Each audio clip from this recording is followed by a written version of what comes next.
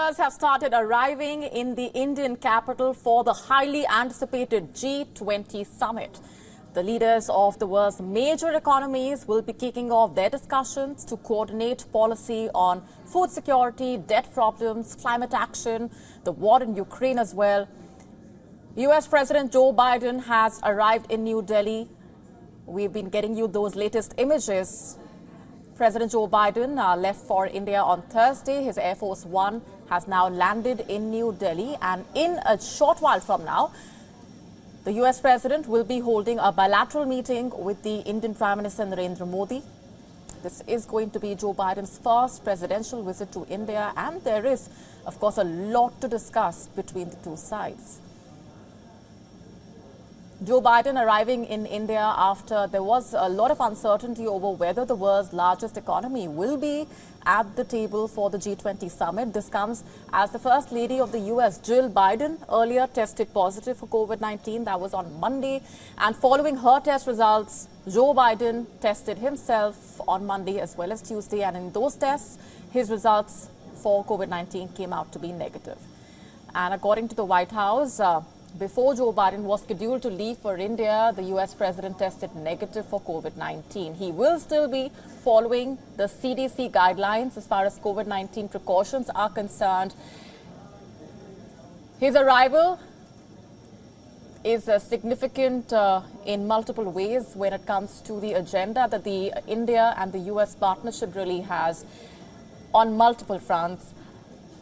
For more on that, let's go across to Voice of America correspondent Jessica Stone, who is with us on the broadcast and has been monitoring those developments. Also with me is our principal diplomatic correspondent, Siddhant Sibal.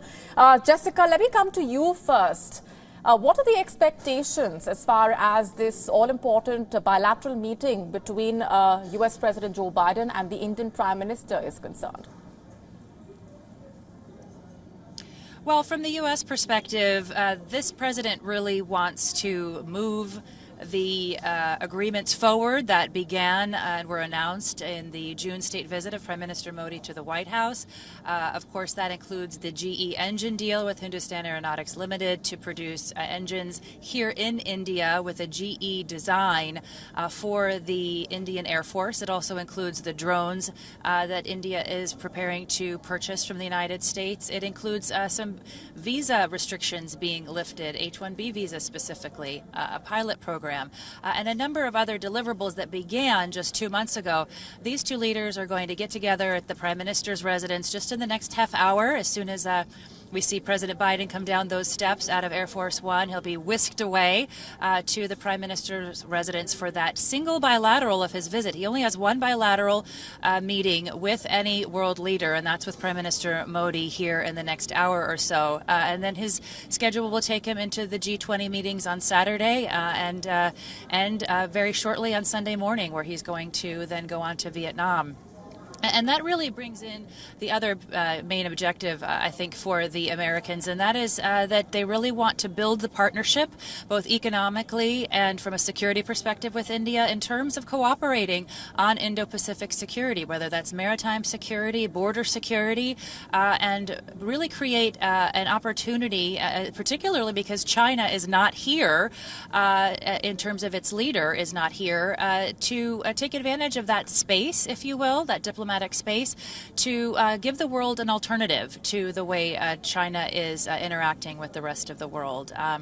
And of course, the final objective for the Americans and for the White House is to get some kind of agreement on the Ukraine war. You know, Antony Blinken, the U.S. Secretary of State, is here in Delhi. He just came from Ukraine, where he announced another $1 billion of aid to that country. And this, of course, is a cause very close to the heart of Washington. Not so much some other capitals around the world, but it's a significant conversation that the U.S. continues to have at these G20 meetings. And it does make it difficult, as we've been discussing today, to come to a joint communique for these leaders.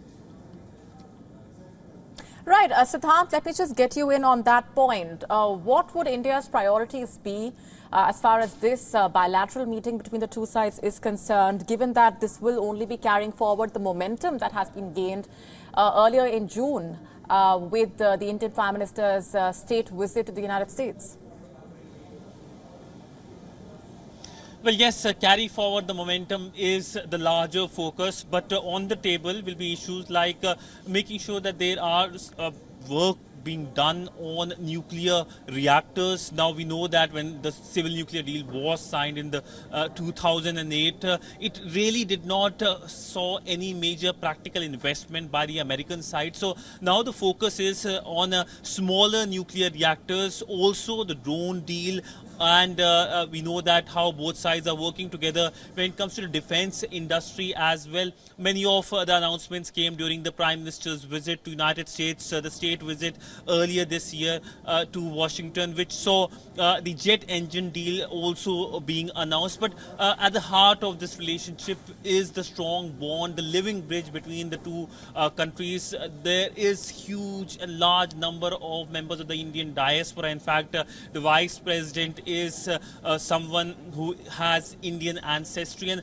both sides have been emphasizing on that. But there are challenges as well, including the visa issues. Many Indians have to wait for a lot of time when it comes to getting an American visa, and this is something that has been part of the ongoing conversation between the Indian side and the American side. But largely when it comes to a very substantive relationship, there are problems as well. But both sides have convergences in the Indo-Pacific, especially when it comes to a very aggressive China. Right, just hold that thought there, Siddhant. Those images of the US President Joe Biden emerging from Air Force One. Like we just discussed, in just a while from now, he will be sitting down with the Indian Prime Minister Narendra Modi for that crucial bilateral meeting where the two sides will be carrying forward the momentum that was earlier gained through that state visit of the Indian Prime Minister back in June.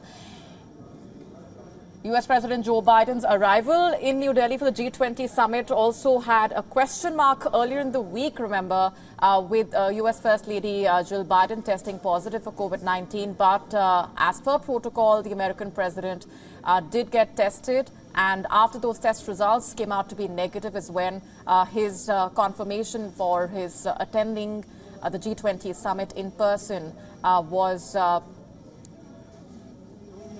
was a key takeaway.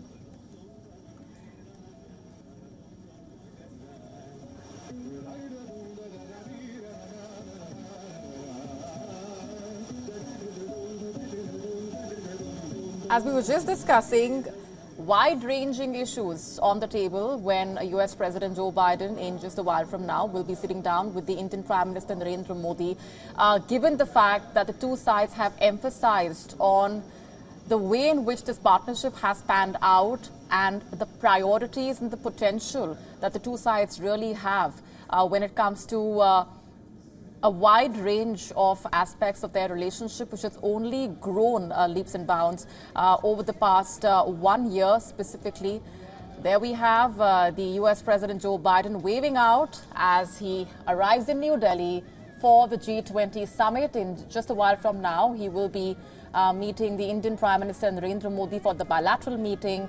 And tomorrow, when the G20 summit kicks off, is when the US President's attendance at that summit, along with the issues that will be on the table as far as the Indian-US partnership is concerned. But the broader agenda being that the US President Joe Biden's arrival in New Delhi for the G20 summit comes with a lot of expectations for both the sides.